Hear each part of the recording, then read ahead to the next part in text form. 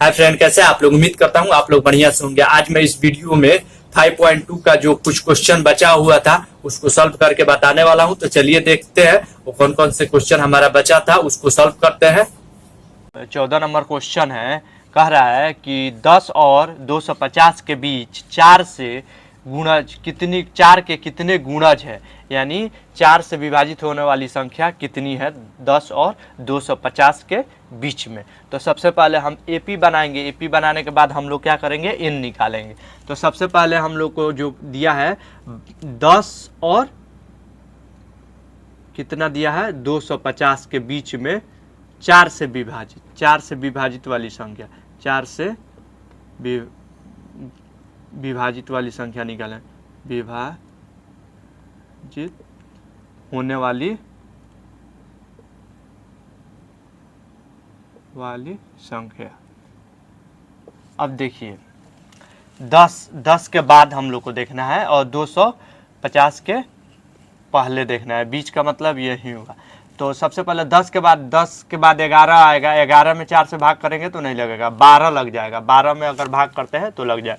तो पहला जो हो जाएगा हम लोग 12 हो जाएगा। दूसरा जो हो जाएगा 12 में 4 जोड़ देंगे 16 हो जाएगा। तीसरा जो होगा 20 हो जाएगा।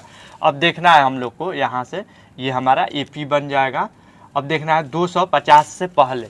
अगर 249 में करेंगे 4 से तो नहीं लगेगा। अब वहीं 248 में करते हैं तो 4 से उसमें भाग लग जाएगा। तो ये हमारा जो बन गया एपी बन गया। अब एपी बन गया तो आसान है, हम लोग क्या करेंगे, एन निकालेंगे। यहाँ ए कितना है 12 है। डी कितना हो जाएगा 4 से विभाजित वाला, तो 4 आ जाएगा। चाहे घटाएंगे तो 4 आएगा। फिर एन जो है वो दिया हुआ है 248। अब देखिए क्या करना है हम लोग को, यहाँ पे एन निकाल लेना है। सिंपल से एन का फॉर्मूला रख के एन निकाल लेना है। A plus N minus 1 into में डी। फिर एन कितना है 248 दिया हुआ है, बराबर ए कितना है 12 है। फिर प्लस एन माइनस 1, एन नहीं दिया है, एन के जगह पे एन लिखेंगे। डी कितना है 4 है। अब यहाँ पे हम लोग क्या करेंगे 248 और ये इधर प्लस है, उधर जाएगा बराबर के उस साइड तो माइनस हो जाएगा। फिर आप यहाँ पे लिख सकते हैं बराबर एन माइनस 1 इंटू में 4, यहाँ गुना लिख सकते हैं, या इसमें घटाएंगे तो 2 हो जाएगा। यहाँ पे अब घटा लीजिए 6 हो जाएगा, फिर 3 हो जाएगा, फिर 2 हो जाएगा। अब देखिए यहाँ गुना है 4, इधर आके भाग हो जाएगा। फिर n माइनस 1, फिर इसमें यहाँ पे 4 5 20 आ जाएगा।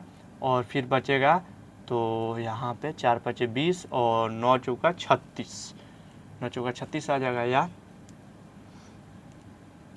फिर हम फिर क्या करेंगे 49 प्लस ये माइनस है, इधर जाएगा बराबर के उस साइड तो प्लस हो जाएगा, बराबर n आ जाएगा। या n जो होगा वो कितना हो जाएगा 60 हो जाएगा। तो हम लोग को जो संख्या मिलेगा 10 और 250 के बीच में 4 से विभाजित होने वाली संख्या 60 मिलेगा। तो हमारा आंसर जो होगा ये हो जाएगा।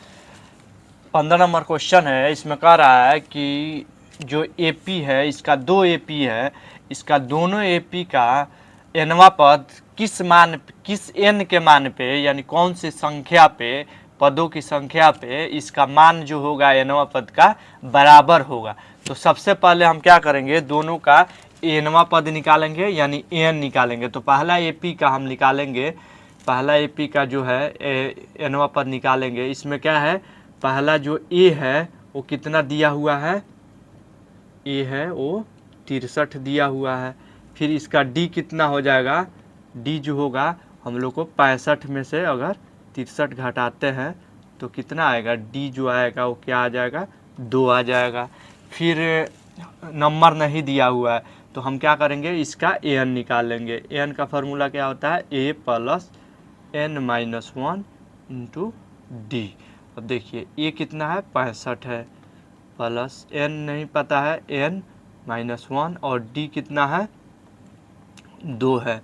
अब यहाँ से हम लोग को क्या निकलेगा, एन जो होगा इसका पहला का वो क्या होगा 65, और ये देखिए इसमें प्लस एन में 2 से गुना होगा तो 2n हो जाएगा, और फिर माइनस 2। तो फिर यहाँ पे हम लिख सकते हैं 65 में से, अब देखिए 65 में से 2 घट जाएगा तो ये हो जाएगा 63 प्लस 2 है। अब देखिए ये पहला हो गया हमारा AP का AN, फिर दूसरा AP का दूसरा AP का AN निकालेंगे, यानी दूसरा AP का AN क्या हो जाएगा, AN बराबर क्या होगा A plus N minus 1D। अब देखिए इसमें क्या हुआ, क्या दिया हुआ है, A जो दिया हुआ है वो कितना है आप लोग को 3 दिया हुआ है, और D इसका निकालेंगे तो क्या आ जाएगा, D आ जाएगा हमारा 10 माइनस 3 बराबर D जो होगा वो कितना आ जाएगा 7 आ जाएगा। दोनों का इसका D निकल गया, A निकल गया। अब यहाँ पे हम क्या करेंगे, A 3 है और N माइनस 1 और गुना में 7 लिख सकते हैं, यहाँ पे 3 और प्लस 9 से 7 में गुना करेंगे तो 7N हो गया माइनस 7 हो गया, बराबर हम लिख सकते हैं इसको N जो इसके बराबर हम लिख सकते हैं ये 3 जो है यहाँ पे हम लिख सकते हैं 7N, और ये जो है ये प्लस 3 है और माइनस 7 है तो घटेगा तो माइनस 4 हो जाएगा।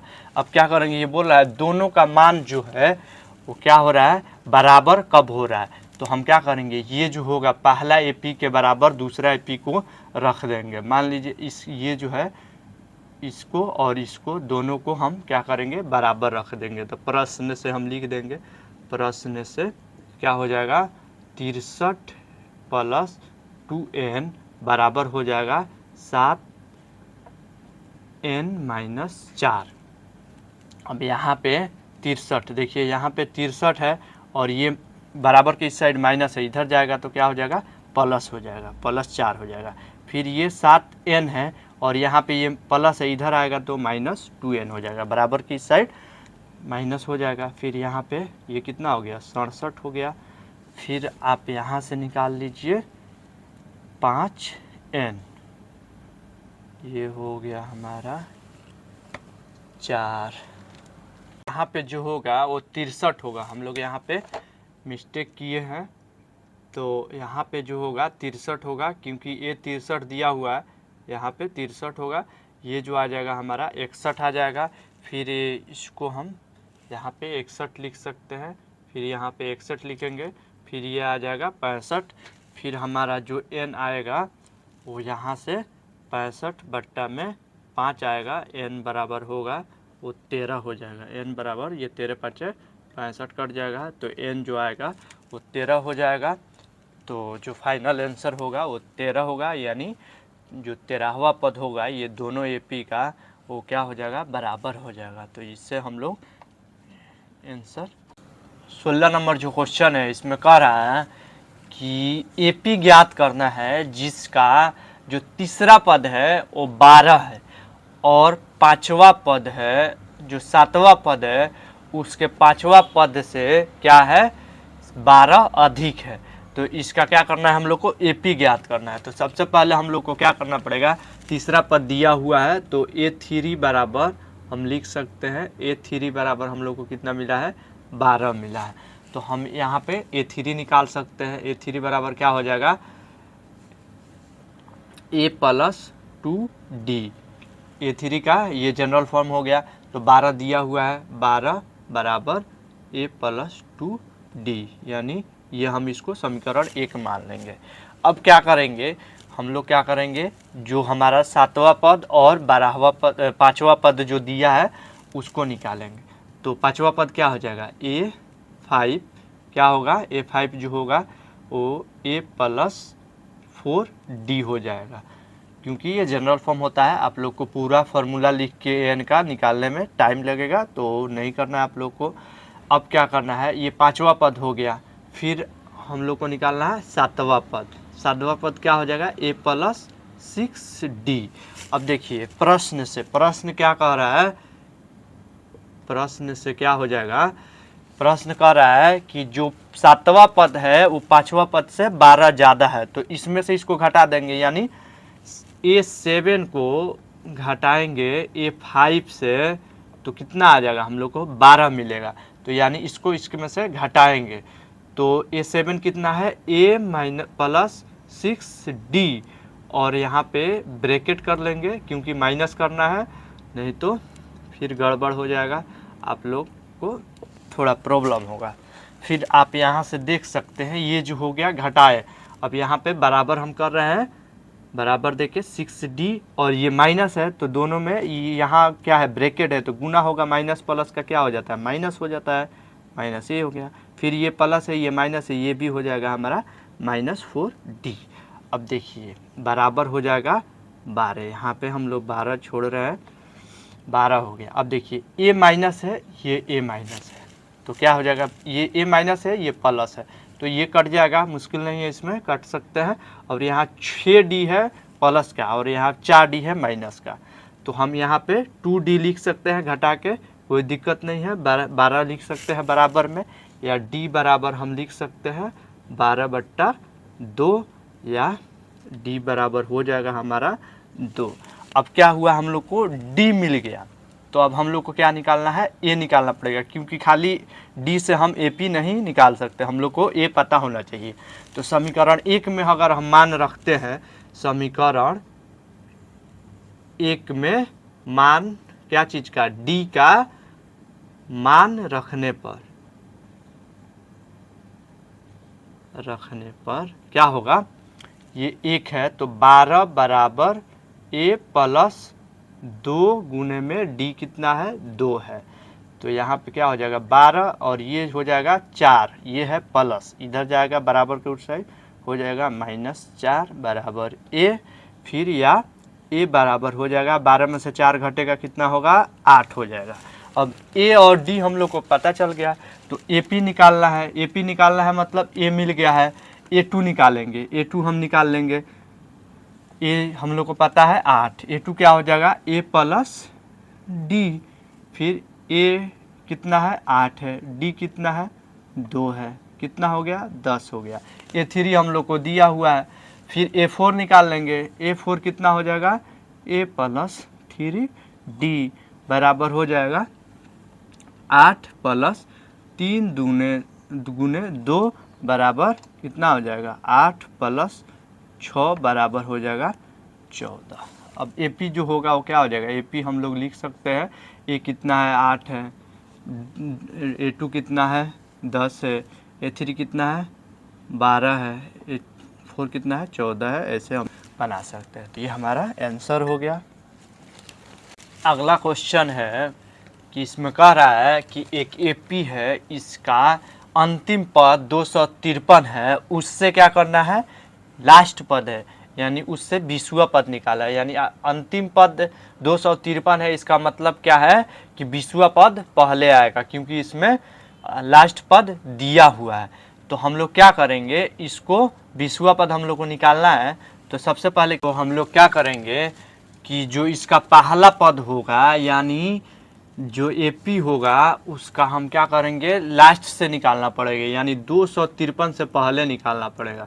तो हम उल्टा कर देंगे, इसको घटते क्रम में लिख देंगे। पहले हम लोग को 3 से लेके 253 था, तो इसको हम ले लेंगे पहला ले लेंगे, फिर अगर इसमें दूसरा अगर हम घटाएंगे 5 हम लोग का D मिलेगा, क्योंकि 3 में से आप घटाइए 5 3 7 है, तो आप उसको घटा सकते हैं 5 इसको घटाएंगे तो कितना हो जाएगा 248 हो जाएगा।